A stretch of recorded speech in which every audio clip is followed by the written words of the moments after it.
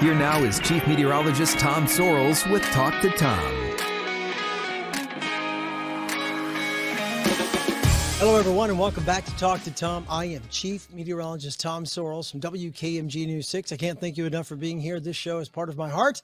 It started out as just social media before social media was born. That's how we like to refer to it. We started answering questions from viewers back in 2004 during the hurricane season. We did it every hurricane since Hurricane Charlie, and viewers seemed to really like it. I started doing it on Facebook where people would just ask me anything on Facebook while I was doing radio cuts for the weather.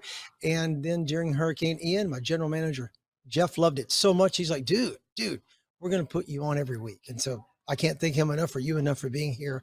Talk to Tom has its own time slot, and I love it. 5:30 to 6 on Thursday, and always streaming on News 6 Plus.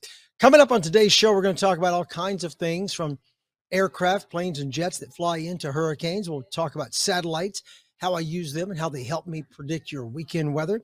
But first, we want to answer your questions that you have submitted. You can submit them anytime on clickorlando.com/talk to Tom. Please submit questions. If you don't submit, it's Talk to Tom. It's banter. Let's play with me. Talk to me, people. Love to hear you. We can either just answer them like I'm going to do today, or we can hook up with you and maybe get you on a Zoom call and let you ask your question yourself. So let me know.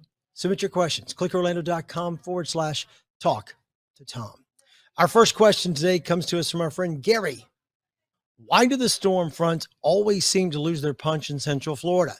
I live over in Tavares, and the storms always seem to go around us. Not that I'm complaining, but we could sure use the rain. Okay, Gary, we address this a lot, not only on Talk to Tom, but also on News 6 a lot, because people seem to always feel like they're not getting their fair share of the weather. I hear from Apopka a lot. I hear from Tavares a lot. Mostly I hear from people on the coast during the summer when the sea breeze kicks in and the sea breeze showers start just inland by about maybe 10 or 15 miles. People on the immediate coast, their yards are burned up. All they're getting is sunshine, easterly wind, drying them out. And so in Melbourne, all of a sudden, they've had no rain for 30 days. And the grass is a crispy critter. So bottom line, over in Tavares, over in Lake County, I don't really believe, if you looked at the way the rain falls, that you're that far behind. Matter of fact, this past summer, heading into October, September and October, Lake County was the one place that was ahead of everyone else by a long shot on the amount of rain. Most everywhere else was either right at normal or just below normal. And you guys were way out in front. You were a couple of inches ahead of everybody else through a large part of the summer last year. So at your particular reporting station in Tavares, maybe you weren't getting as much, but normally it kind of averages out and everyone catches up. And over like a 30-year average, we're all very, very close. Year to year, day to day, weather patterns may mess you up. We may end up with an East Coast sea breeze that is dominant and pushes a lot of rain into Lake County, which is what I think happened last year. Or we may end up with a wintertime pattern where you're not getting much rain right now. And the reason that most of the fronts lose their punch is because the energy from the storm driving those cold fronts our way all escapes to the northeast. You get a Colorado wave cyclone coming out of Colorado, it goes to the northeast. All of a sudden, the front elongates, drags, and by the time it gets to us, doesn't do much. That's the reason, is that the storms themselves are farther north. Now, during an El Nino winter, we'll get a lot of lows coming straight across the Gulf. Then we get blasted with severe weather, perhaps tornado outbreaks. Anytime there's a low in the Gulf, things get wacky over top of the peninsula of the state of Florida. That goes for hurricane season. That goes for winter weather season. Anytime there's a low in the Gulf, it gets wicked in Central Florida. Okay, let's move on. Oh, this is a great question. This comes to us from our friend Andrea. Okay, she wants to know, what is an atmospheric river, and can Florida be hit with one of those like what was happening in California? Quick answer, yes, we could get some of the atmospheric river, or the Pineapple Express, as it has been referred to before. But let's talk a little bit about what an atmospheric river is. I started forecasting weather back in 1986, long time ago. And things changed for us a lot between about 86 and 91 or 92, maybe as late as 93. The people who came up with the term atmospheric river were the scientists and the educators and the research team at MIT in Massachusetts Institute of Technology, MIT. You heard of it, I'm sure. I did not go there. I went to, Western Kentucky and the Ohio State. I did not go to MIT. But at the time, back in the late 80s, early 90s, they started noticing on satellite imagery and keeping up with what was going on across the country and around the world that at any time there could be a long extended plume of moisture coming from the tropics into the mid latitudes or higher, providing a burst of moisture. And so they gave it a name. They called it the atmospheric river. It is an elongated strip of moisture that's normally thousands of kilometers long and only a couple of hundred wide. And if you look at it on the satellite image, it looks like a rope, maybe, or a conveyor belt of moisture coming in.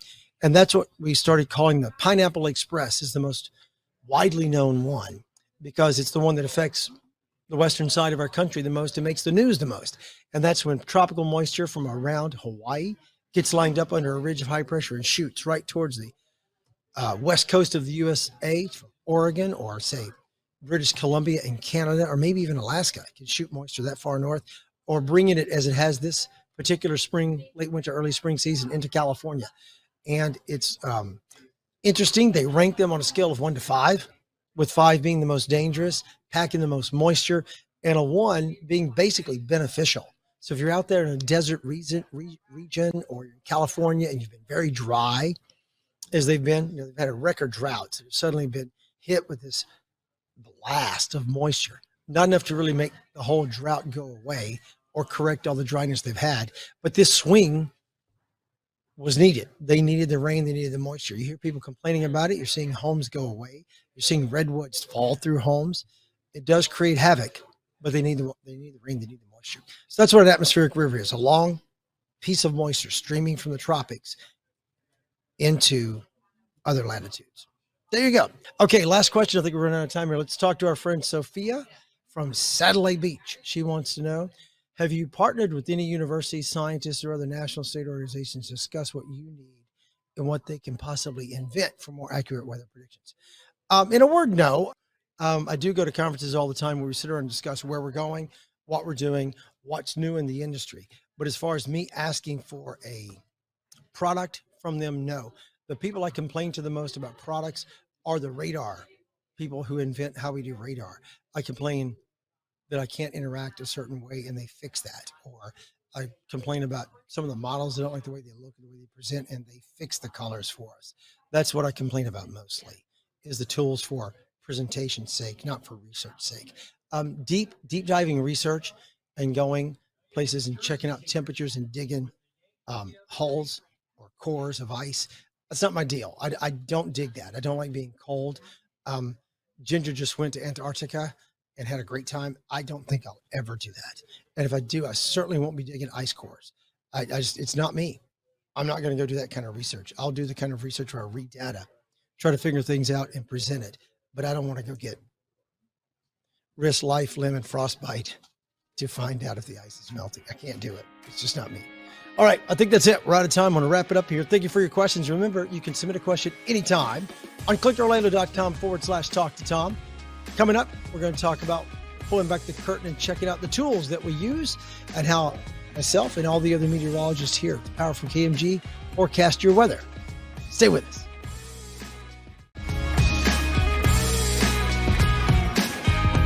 All right. Welcome back to Talk to Tom. I'm Chief Meteorologist Tom Sorrells. I can't thank you enough for being here in the second half of this show. Earlier, we talked to you, the viewers, and answered some of your questions, but it turns out my Talk to Tom producer has a few questions of her own. Please welcome, for the first time ever on Talk to Tom, Tiffany Brown, who helps produce Talk to Tom. But Tiff, you're a producer. You didn't start out doing Talk to Tom because you're a weather buff, right? I mean, you just started out because we went, hey, why don't you help poor Tom produce this show? I am not a weather buff. I am a producer through and through. So what's cool about that is that you get to learn a little bit about a lot of things. I've been doing this for like 11 years, but weather was not my forte. What we love as producers is the fact that it's your forte, that you're the expert, that you bring all kinds of good stuff like what we can expect day to day, what we can expect in the week ahead, and all the weather details. We don't have to write that. We don't have to script that. You guys go on for like 3 minutes and the viewer gets everything they need without us having to write a single thing.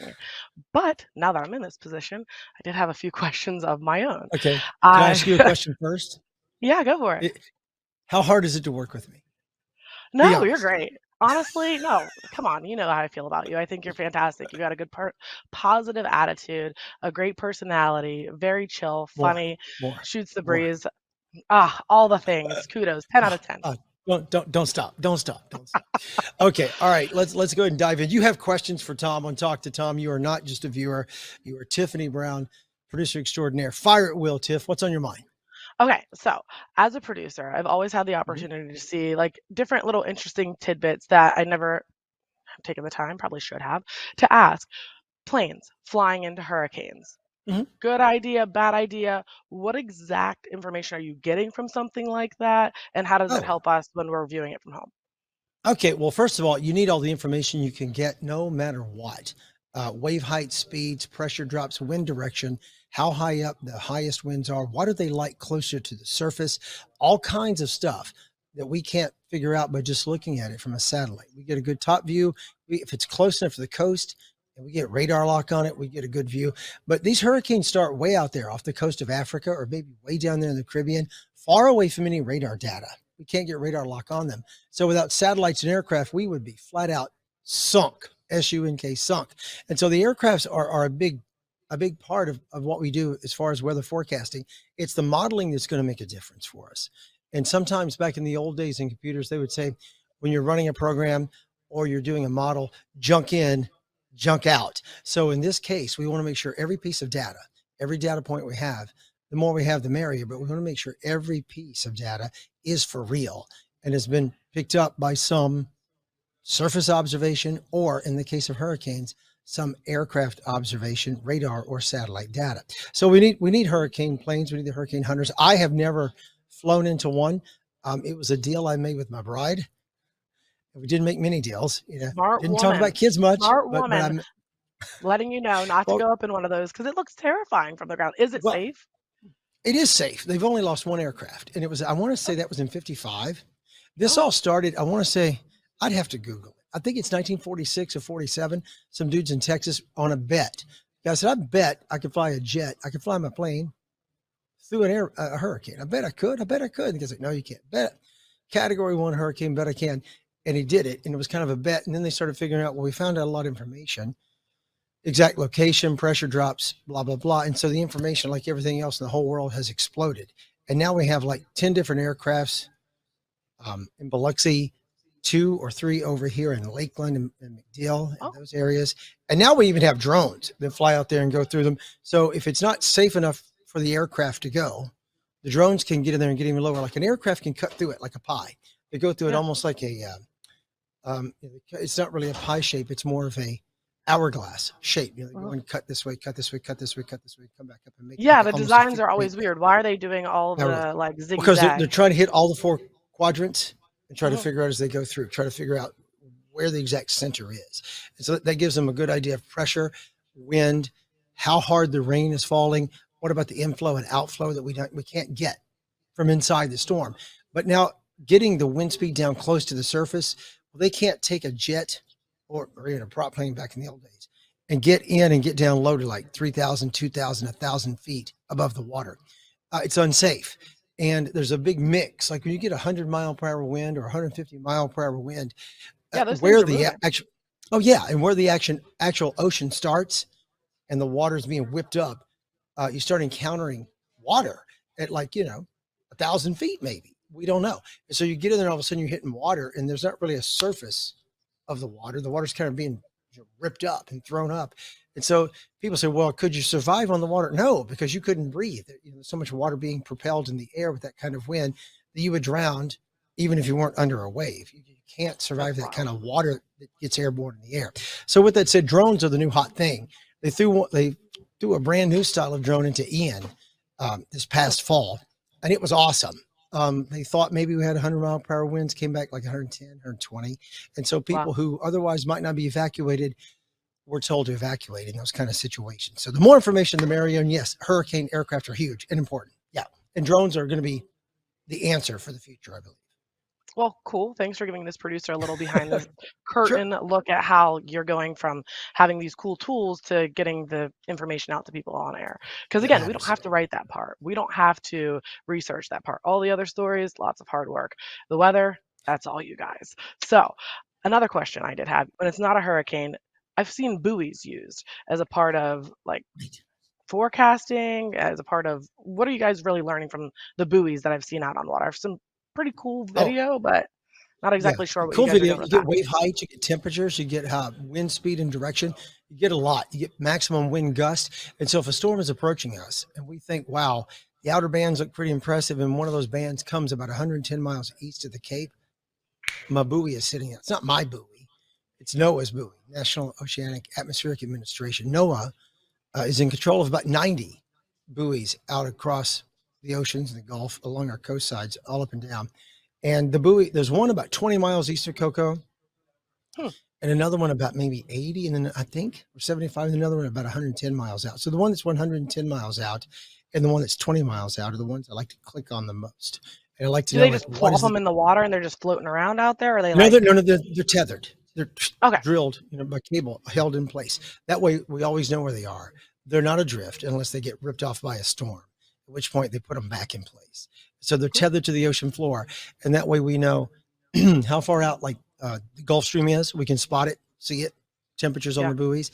Is it coming in closer? Is it meandering? How far out is it? And you could also get great wind speeds, wind gusts, and wave heights off the buoys. They're super, super important to the modeling as well. So remember, you need all the information you can get and then some to make the models do their job. We're going to go from the water to the sky here. Satellites are Okay. used what for more day to day, or how are we getting Oh, information both, from both. satellites? Okay. So satellites are awesome. They're one of my favorite subjects. I was born in 1963. I don't mind people knowing. I don't care. But satellite data was first used in 1960 when we got the satellites up there in geosynchronous orbit, and they could see the Earth and the clouds moving between the Earth and the satellite. So the first time a satellite shot was ever used on a TV weathercast was in 1964.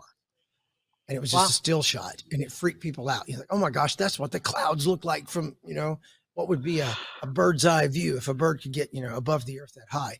Um, and we only got like one or two a day. And then it got to where they got it down to a science where we got every 6 hours. Hmm. And then they started appearing in newspapers. Back when I was a child, do you remember a newspaper? It's a piece of paper that has news on it. I used to read the funnies. Yes, absolutely. Yeah, Every Sunday, my aunt would get piles of them and keep them for me. So just when I kidding. came over, I could, of course, I know what a newspaper is. I'm Right, I still was a being journalist. facetious. Okay, if you open up the newspaper back in the day, back in the 70s, even 80s and 90s, when you open up, there'd be a satellite picture. I mean, and by today's standards, what good does that do you? But the newspaper would get it like, midnight, 2 in the morning, print it, have it on your doorstep by like 7, 8, you open up the paper, there's a satellite shot from the morning before or the evening before. And people thought that was cool. Well, now with Go 16, we get a satellite shot as often as every 60 seconds, like boom, boom, boom. Get them a lot. And so it's not, or every 30 seconds during severe weather. It's not real time, but man, it's close to real time. It's incredible.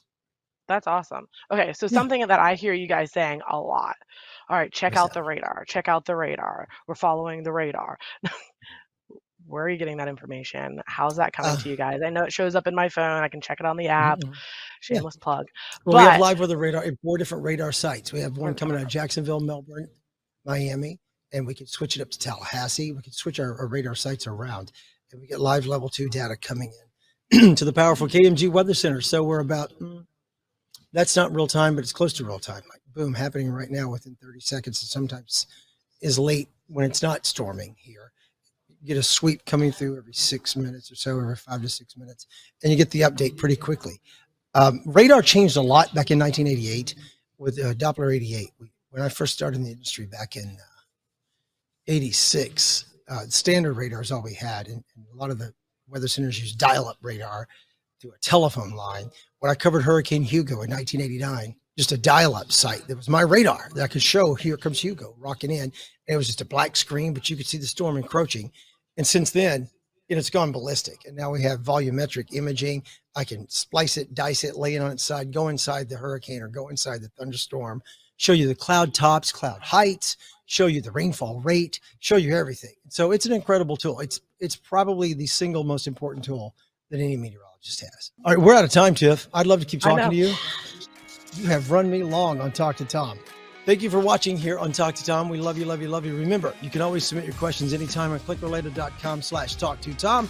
And you can watch us every Thursday at 5:30 to 6 o'clock here on the powerful KMG. And we are always streaming and available for you on News 6 Plus. I'll see you next time.